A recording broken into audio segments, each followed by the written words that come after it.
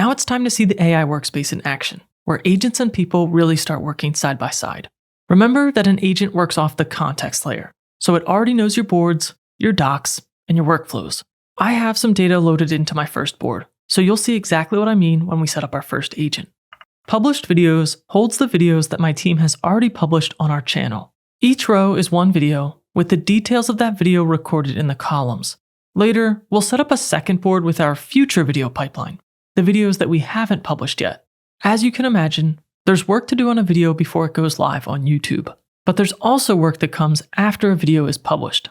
This board is a good place to keep track of everything we've published and for all the team members to quickly see what each video is about. And that makes for a good opportunity here to have AI agents handle some of the administrative work that comes after our videos are published. In the left menu, let's open AI agents. There are pre-built agents for all sorts of jobs, and you can browse them by role. Each one has a name, a job, and the access that it's allowed to use. You can start with one of these, but I want to show you how to create your own from scratch. Scroll back up, and let's click here to enter a simple description to create a new agent. I'll paste in my prompt. For each video on the board, I want to create a summary based on the transcript file. I'm giving details about how much to write and how I would like it formatted. I'm indicating that we want this result saved as a column and some instructions for when and how to run.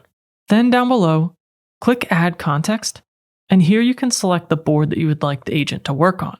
You can select your AI model or keep it on auto. Then we click here to build your agent. On the next screen, we can customize our agent, and when we're finished, we can click Onboard to continue. On the left, our agent introduces herself, and we can review how she understood the job.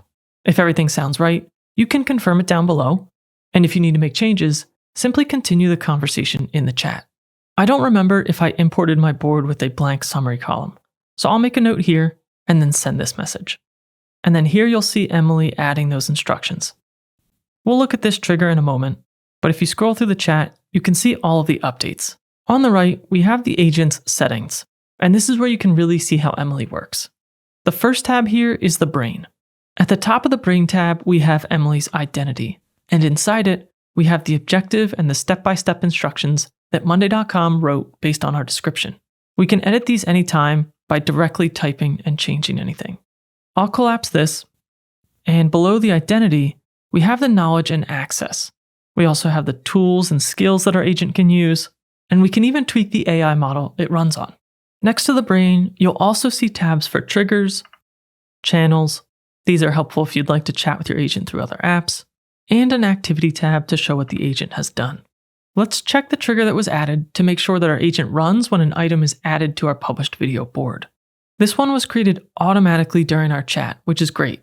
If not, you can always prompt your agent to make it, or you can add it manually by clicking Add Trigger, and you can construct it simply by using the options.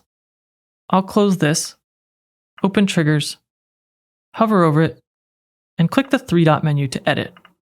If something was incorrect, we could modify the board, and if you ever want to delete a trigger, you can use that same three-dot menu. Click Remove to remove it. Let's take a closer look at knowledge and access. This is where you control what your agent can actually see and work on. If you want to change what your agent can access and manage, you'll change the permissions here, and you can add more boards and more documents. The agent can only do what you allow it to do here.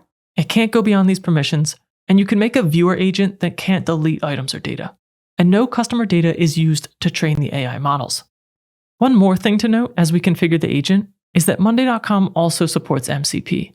MCP is an open standard, and you can connect the AI tools that you already use, like Claude, ChatGPT, Copilot, or Cursor, directly to your Monday.com boards.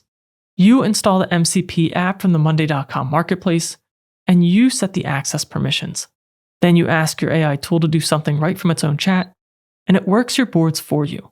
I'll link this Monday.com MCP page in the description if that's something that you want to try. Now let's test our agent and our trigger.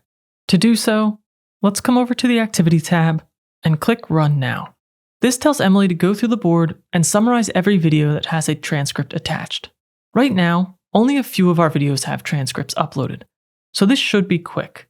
Back on the left in the chat, you can watch the agent run, and once it's finished, you'll see the new activity in Activity tab. Once completed, Emily has detailed the steps, including the rows that she skipped. And back in the Activity tab, we have a record of the run. It's marked as a success, and you can even see the number of credits used. Let's close this and take a look at the board. I'll come to my workspace, and on the far right side of the board, we can see that the summary column has been added, and we can open one of these up to look at the results. And remember, we also set up a trigger, so Emily should run on her own whenever a new item is added to the board. Before you fully trust an agent, it's a good idea to test all of your triggers. So on the board, I'll add a row for our most recently published video. Then I'll attach the transcript file. Our trigger is supposed to fire when a new item is created, but at that exact moment, our transcript isn't attached yet. So in this exact use case, the agent might check the new item, find no transcript, and then skip it as we instructed. And that's not necessarily a failure. It's exactly why we test. In our use case, it would be smarter to trigger the agent when a transcript file is uploaded, instead of when the item is created, because sometimes those actions happen at different times. Let's go back to Agents, and then select Emily. In the top right, the 3-dot menu is where we can pause the agent. That's a good practice to pause any active runs and the triggers so that you can safely edit the settings. So I'll pause Emily, and then I'll send a message so that we can update our trigger. After describing the issue, I'll send this. And if we scroll down, the trigger has been edited. Then I'll click Go Live, and that will unpause our agent. To test once more, I'll close our agent, go back to our board, I'll come down to our new item, remove the file, and re-upload it. Once it uploads, our new trigger should be fired. In the floating menu in the bottom right, we can also select our agent from right here. If we scroll up, we can see our last conversation.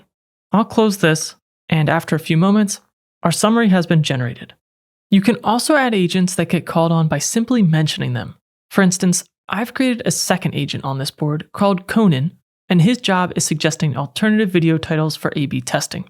That's something that we occasionally do even after a video is published.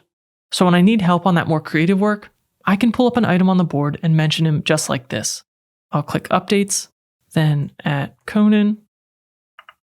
Can you suggest a title for this one? And update. After a few moments, my agent marks this as seen, then with a checkbox, the suggested title, and an explanation. And I get notified for that as well. So that's 2 agents on our team now.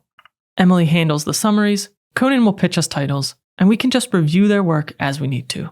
If you've only been following along so far, and you're now ready to start using the AI workspace in Monday.com, make sure you click the first link in the video description, and that will get you the best deal we have available for Monday.com. Thanks for watching, and I'll see you in the next video.